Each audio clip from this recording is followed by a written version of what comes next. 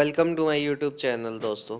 आज हम total utility and marginal utility के बारे में पढ़ेंगे। इसके सारे कॉन्सेप्ट, सारे डायग्राम, इसके एजम्पशंस, सारा कुछ पढ़ेंगे दोस्तों पहले मैं ये कह देना चाहता हूँ कि प्लीज़ मेरा चैनल जिसने सब्सक्राइब नहीं किया प्लीज़ सब्सक्राइब कर लीजिए और लाइक ज़रूर करना और वीडियो को शेयर ज़रूर करना। चलिए स्टार्ट करते हैं आज की वीडियो। टोटल यूटिलिटी और मार्जिनल यूटिलिटी।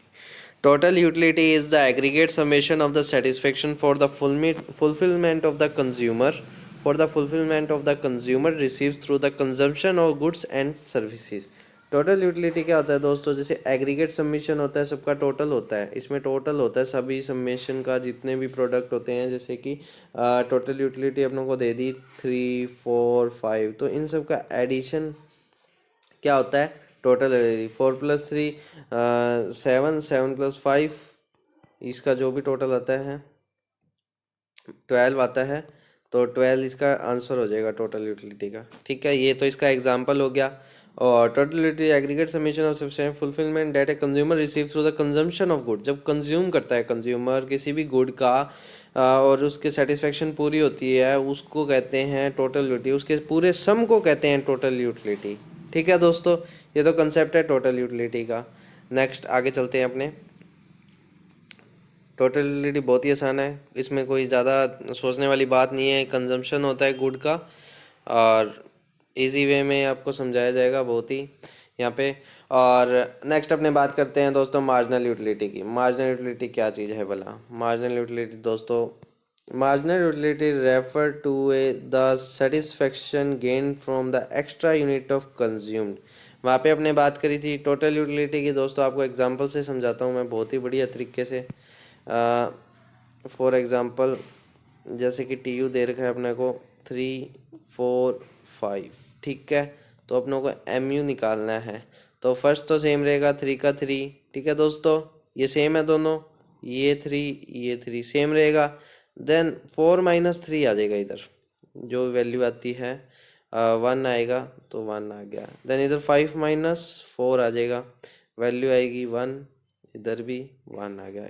इसके जो सम को कहते हैं मार्जिनल यूटिलिटी कहते हैं, इसके टोटल को। ठीक है, यही डेफिनेशन में बताया। Marginal utility refer to the satisfaction gain from the extra unit consumed.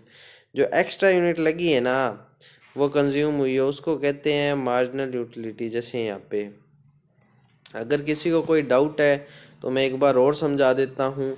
T you they रखा है दोस्तों 3, 4, 5। ठीक है, 3, 4, 5 एम यू निकालना है अपनों ने, तो सेम ऊपर का सेम रहेगा। ठीक है, फिर 4 - 3। ठीक है, टी यू ये सेकेंड वैल्यू माइनस फर्स्ट, 4 - 3 हो गया 1, ये 1 आ जाएगा इधर। फिर 5 - 4 हो गया, इधर 1 आ जाएगा दोस्तों फिर से। ठीक है, इसके सम को कहते हैं एम यू।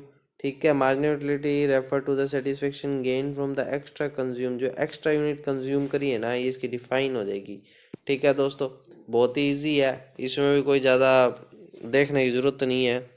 चलिए अब इसके डायग्राम के बारे में बात करते हैं। ये तो है टी यू का डायग्राम।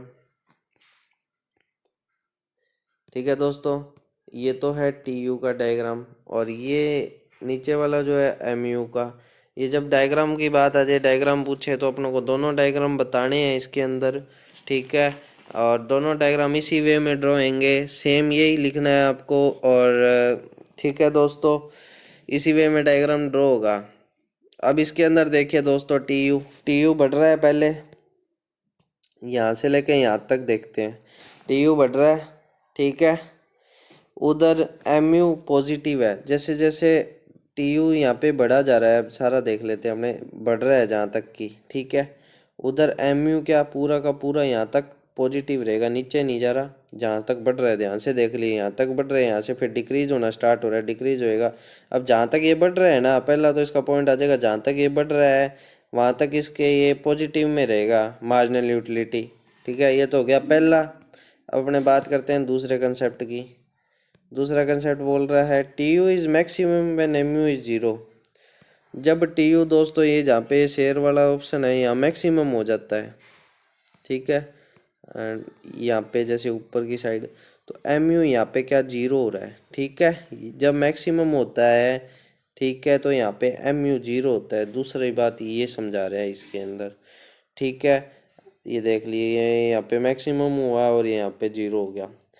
फिर यह तीसरी बार समझाता है जब टी यू डिक्लाइन होना स्टार्ट होता है इधर से। ठीक है, देख लो, जब टी यू डिक्लाइन होना स्टार्ट होता है तब एम यू जो है नेगेटिव में चला जाता है। ये देखो, ये नेगेटिव में चला गया ना दोस्तों। ठीक है, ये तीसरा हो गया पॉइंट इसका।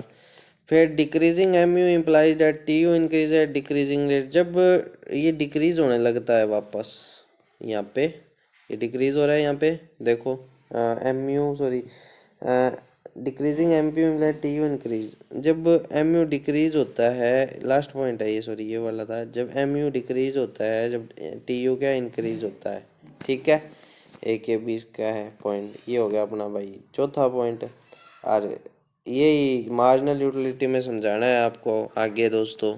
ठीक है, यही डायग्राम बनेगा, एक्स एक्सिस बना देना, वाई एक्सिस बना देना, इधर इधर भी एक्स बना देना, वाई बना देना। ये साइड वाले डिजिट लिखने कोई ज़रूरी नहीं है, सीधा डायग्राम से यूं शो करना। आपको बना के दिखा देता हूँ मैं रफ में। ठीक है, बहुत ही अच्छे तरीके से। ये वही बात जो मैंने अभी आपको बताई थी, एजम्पशंस हो गए या इसकी प्रॉपर्टी कह दो, ये चाहे वही।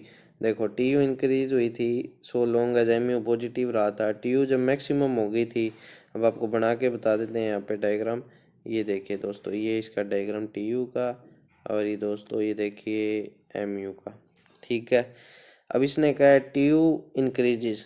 ये देखिए दोस्तों, ये टी यू इंक्रीज हो रही है, यहाँ पे जीरो लगाना, यहाँ पे भी जीरो, एक्स एक्सिस।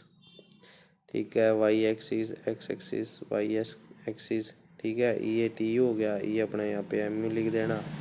और अब अपने बात करते हैं, जैसे कि टी यू यहाँ पे इंक्रीज हो रहा है, तो एम यू क्या है, एम यू पॉजिटिव है, ये हो गया पहला।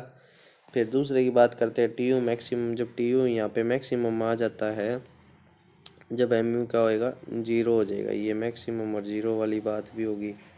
ठीक है, अपने थोड़ा डार्क कर देते हैं इसको।